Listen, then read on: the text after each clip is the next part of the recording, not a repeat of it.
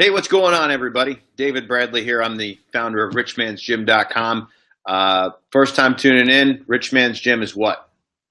It's about strength and conditioning for body, mind, and spirit. Saturday, I got a big event going on. While I'm sitting here talking to you guys, I'm going to share this out on the Facebook here from the mobile. But hey, hope you guys are doing well. I'm running a half marathon on Saturday, and I wanted to give you all some tips on how I'm training for that or how I have trained for that. And I took a little list here. I looked at 6 different things that I did that I felt, well, it's not working out here. I made a list of 6 things that I did or took advantage of that I think have helped me get prepared for this run that's on Saturday. Been a huge challenge for me. Couple things. Number one, I used to smoke. I mean, shit, smoked. Let me just make a little note here. Come in and ask questions about running a half marathon. Okay, so hey, that's shared on Facebook. That's cool. Thanks for your patience there. So here's the deal. There were things that I did that to prepare for this, that if you have not run a half marathon, or maybe you're thinking about doing a 10K or even a 5, and you've never gone, a distance like that. So I've never done 13.1 mile, a half marathon, 13.1 miles. I've never done that. So getting prepared for that, and this will be the first time I've run that far, right? I've done 11. 11 is my longest. Never done 13. So that's 2 more miles than what I've done. I'm totally going to do it, and I can do it. I know I can. So what I thought I'd share with you guys is how I got there. So there's 3 key things. Now, as you all know, in addition to Rich Man's Gym, I'm a sales and marketing manager with Grant Cardone. So Grant talks about the success formula for anything. It's attitude, it's approach, it's action. So when you're preparing for a run, and if it's a first-time thing, so maybe it's your first 5K, it's your first 10K, it's your first half marathon. I mean, shit, even if it's your first whole marathon, this will work. You got to have your head on right. You got to have the right mindset, right? Then you need to have an approach that works. So in the case of running, right, you need to have a training plan that gets you into shape. Doesn't get you overtrained though, right? So you don't go into this thing injured. You go into this thing perfectly prepared in a peak state. So that's where I'm at. I've done this. I've done it very well, I think, and I'm in a peak state to run a half marathon. Got no injuries, right? And I'm ready. So I'm going to give you the 6 different tips that I've used over the last couple months to get prepared for this thing. But I want you to have some things to keep in mind. Here's some adversities that I've had to overcome over the years. Number 1. I was asthmatic from 7th to 9th grade. And I think a lot of that has to do with where I grew up, really bad smog, but it totally jacked up my lungs, right? Also, did not, as a kid, small, slow, weak. I got kicked off the cross-country team in high school because I chose to go to theater practice one day instead of run, and then that booted me off. So that left running sort of a bad taste in my mouth. I didn't want to do it anymore. In 1990, I started smoking full time. I dabbled in cigarettes for a couple of years prior to that, but I was full time, pack a day, pack and a half a day smoker from 1990 all the way up to 2002 when I finally stopped. Now, if you go over to stopdon'tquit.com, you can read about my journey becoming a non-smoker, again, getting back in the non-smoking section. That's not what this is about. I'm just giving you some of the things that I've overcome to get to this place to where I want to run a half marathon. In 2007, I weighed 205 pounds, 205. I weigh 165 right now. Okay, that's 40 extra pounds of me. They're gone. So when you get ready to take the next step, right, you're like, hey, man, I'm running. I'm doing this thing, right? You get ready to do that. What are some things that you can do? Now, I'm going to give you a list. This is in no particular order of importance. These are the 6 things I've done. I think they're all important. Okay, so the first one I'm going to give you is you want to get really good and efficient at running 1 mile. The second thing, and I'm going to put these two together. The second thing that I do is I vary the intensity of my training. So one day I'm going to do a real light, easy run. I'm not going to push too hard. I'm not going to try and break some kind of limit. I'm just going to cruise. I'm going to go out. I'm going to run. No timers, nothing. Some good music, go, right? Leisurely jog, okay? That should be medium intensity, max. The next time I'm going to run, I'm going to up the level of intensity, but not huge. Medium to hard. Maybe I'm going to increase the distance or I'm going to increase the pace. But either way, I'm going to have an easy day that's not too far and not too hard. I'm going to have a medium day that is a little bit further and a little bit harder. Or a medium day could be a short distance with an increased pace. Okay, and I'm just going to rotate those out. Light day, medium day, light, medium, light, right? And just kind of randomized it, okay? But then every 2 weeks or 3 weeks, I'm going to go long.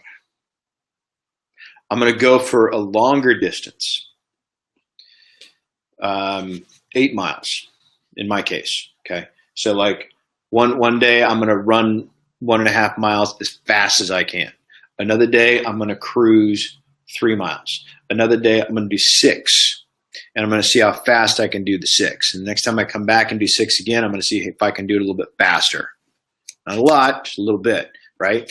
And then I'll drop back. I'll do another like leisurely 3, take 2 days off, and then I'm going to see if I can do 8, 9, 10, 11, something like that. Then I'm going to rest up. So you want to vary the intensity so you're not just constantly pounding. This gives you time to heal, right? So then you're also, if you're varying your intensity, it gives you time to heal while you're still training, right? So those are the first two things in terms of your exercise, right? The next thing you want to start thinking about is before you work out, before you run, you want to do active stretches, which means kicks, like butt kicks, hacky sack kicks, forward kicks, things that get blood flowing and are not static tension stretching. This just gets the body warmed up. Some jumping jacks, some push-ups, some kicks, hacky sack type things. Just look up active stretching, like Google that. But that's how I warm up. I want to get the body warm and the blood flowing. I don't want to do any static stretching when I'm cold. Think about a rubber band. Put a rubber band in the freezer, take it out, and then stretch it. It's going to snap, right? Those are your hamstrings. So get it warm. Then go work it. When you're back, you're nice and you just run, you're sore. You want to minimize lactic acid. Now we do our static stretches. Stretch the calves, stretch them deep and long and hard, and stretch the hamstrings, stretch the quadriceps, stretch the hip flexors. Definitely work on your hips and your piriformis. Okay, and then also keep in mind your upper body is not excluded from this. So make sure you're doing stretches that open up your chest and your lungs, and like grab 2 bars and like stretch out, like, or between a door, right? Make sure you get a good stretch in your pectoral girdle and here. Also make sure that you are, and then I'm going to transition now into the next tip though, which is strength train, right? A lot of people you see out there, they run and they don't do any heavy weightlifting. They don't do a lot of core work, right? And you know what they look like. That does not have to be you, right? So intense levels of sit-ups, push-ups, pull-ups, deep knee bends, single-legged work, walking lunges, pistol squats, single-legged deadlifts with a kettlebell, heavy kettlebell swings, heavy kettlebell presses, dips, push-ups between the rings, right? That kind of strength training so that your muscles can handle you can build up basically shock absorbers in your legs by doing that. Combine that with stretching, right? Chiropractic adjustments have been huge for me. I go see a chiropractor every 2 to 3 weeks. In my neighborhood, the guy's name is Dr. Rex Stevens over at Slow Wellness Center. Can't say enough good things about that dude. Your body, from the neck down to your feet, if you're out of alignment, right? If your pelvis is shifted, right, or your hips aren't quite in line, and you're running on that. This is how you get plantar fasciitis. I know, I've had it. It sucks. All right. This is how you get plantar fasciitis. This is how you get sciatica. Right? Your pelvis is not in full alignment. You run on that. It gets worse, right? Pelvis slips, and then muscles tighten up, and then they start gripping on that sciatic nerve, and then you got this shooting pain down your leg, right? And when you're out of alignment and you're running on that or exercising on it, you're compounding it, right? Think about how muscle memory works, or how you learn anything is by doing the same thing over and over and over and over and over again. That repetition builds something in. So you don't want to have muscle memory in a bad movement pattern. Right? And then you're just asking for an injury. Okay. So I go see a chiropractor 2 to 3 weeks to go check the body, make sure that my skeletal system is in alignment, right? Which therefore means my muscular system will then be in alignment, if that makes any sense. So if you have questions, feel free to drop them in here. We're talking about the 6 things that I've done to get prepared to run a half marathon on Saturday. Now, I've spent a lot of time talking about the physical, right? We've talked about varying the intensity of your workouts. We've talked about getting very efficient at running just 1 mile, right? Like there's this course in my neighborhood. It's 1.2 miles. Once or twice a week, I will sprint this. There's hills, and the hills suck, by the way. One's like this really long, slow grade that just gets worse as you go along. And there's another one that's like almost straight up vertical, and they're rude. They're just mean. They're not very nice. So I try and sprint that once or twice a week, and so I can get really, and I want to shorten the time, even if it's just a couple of seconds. I just want to get really good at running that course. And then I also do, short, like 3-mile jogs, easy runs, and then I'll do longer medium runs, and then hard, long runs. And I just vary those things. Okay. Sometimes I'll double up. I'll do the short mile sprint in the morning, and then I'll do a leisurely 3-mile jog at night.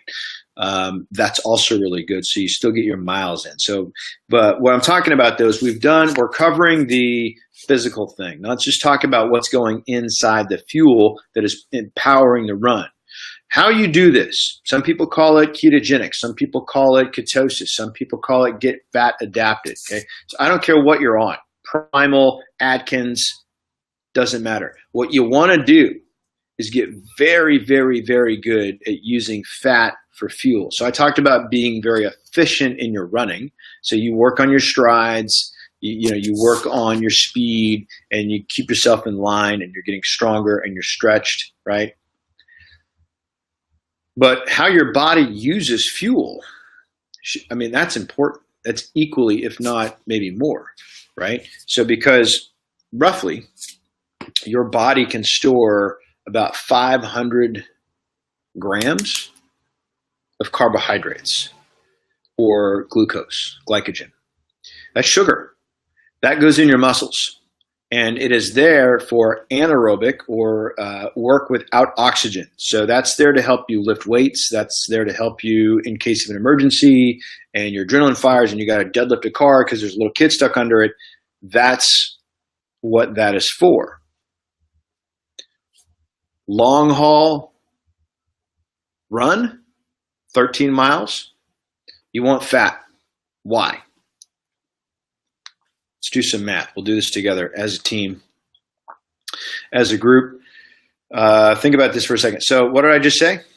500, roughly, 500 grams of glucose, glycogen, or stored energy in the form of sugar. There's 4 calories per gram. That's 2,000 calories. You have 2,000 calories of stored sugar. And after that, once you've peaked up your max storage, any more sugar that you consume becomes what? Fat. Okay, now, let's just take a 200-pound man, and let's just say he has a 10% body fat ratio, meaning 10% of his body is fat. So that's obviously 20 pounds. He's carrying 20 pounds of fat. Now, there are 3,000 calories. Hola, Neri. There's 3,000 calories in a pound of fat. And it's 20 pounds on a guy with 10% body fat that weighs 200 pounds. That's 60,000 calories. 60,000. And that guy's got 10% body fat. And at 200 pounds, you know what that means? He's got abs. Okay, so a guy with abs, ripped, okay, still has 60,000 units of energy. Okay, so fat needs to be your primary source of fuel because you got plenty of it, even if you're lean. Now, if you're not lean, you're even in a better shape. But if your body is dependent and used to, remember what I said earlier about physically doing the same thing over and over and over and training the body, okay? So if your body is used to using sugar, right, you're going to blow out those 2,000 calories like that, okay? And as you start getting low on that, the body's going to be like, whoa, whoa, whoa, whoa, whoa, whoa, whoa. That's why you get headaches, okay? If you have too much protein, your body can convert those aminos into glucose and glycogen. So you want to have your diet, meaning what? Means you need to cut out your sugar.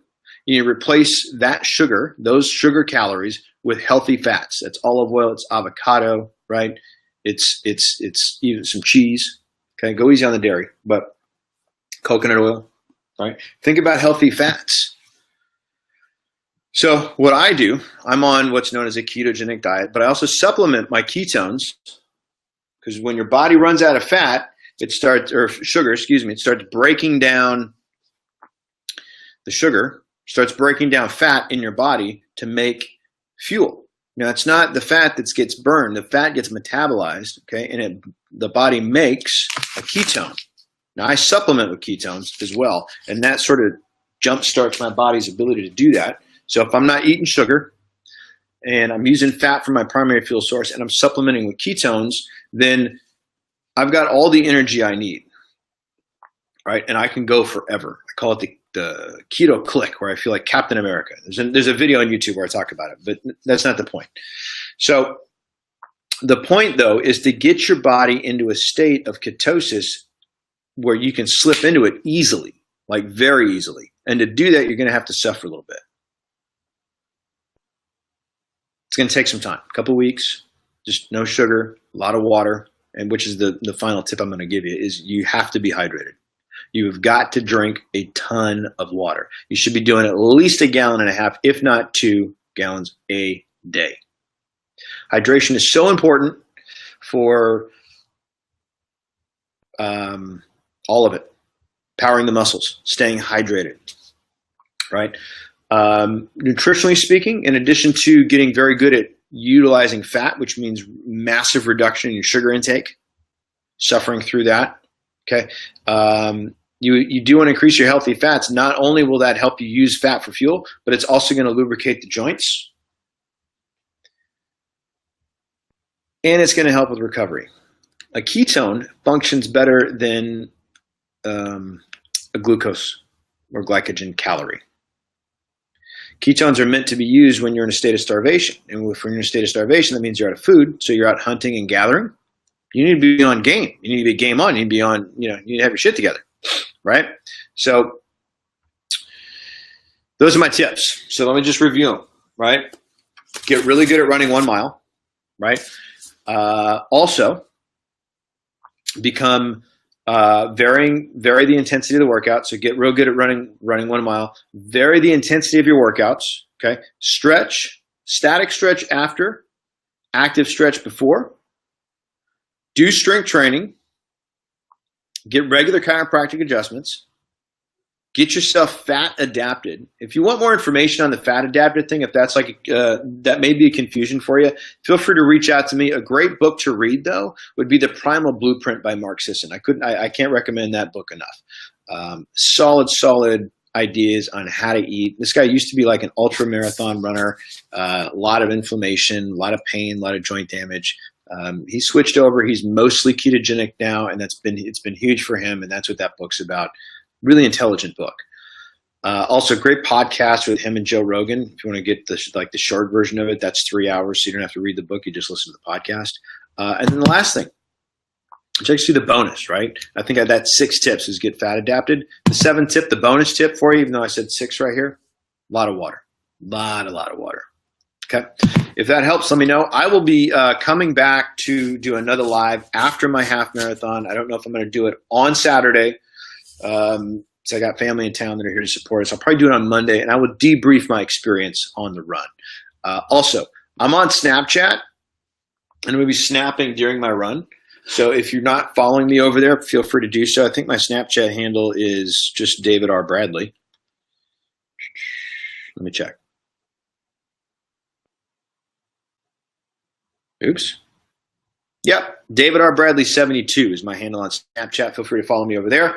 Also keep an eye on Instagram, David R. Bradley, Twitter at David R. Bradley. That's me. So hey, hope that helped. If you have any questions, leave a comment below. Because we're not here live, but if you want to come back, if you're catching the rerun of this thing, feel free to drop a question below. Guarantee I'll get you an answer real quick. Thank you for watching. Have an awesome rest of your day. See you next week.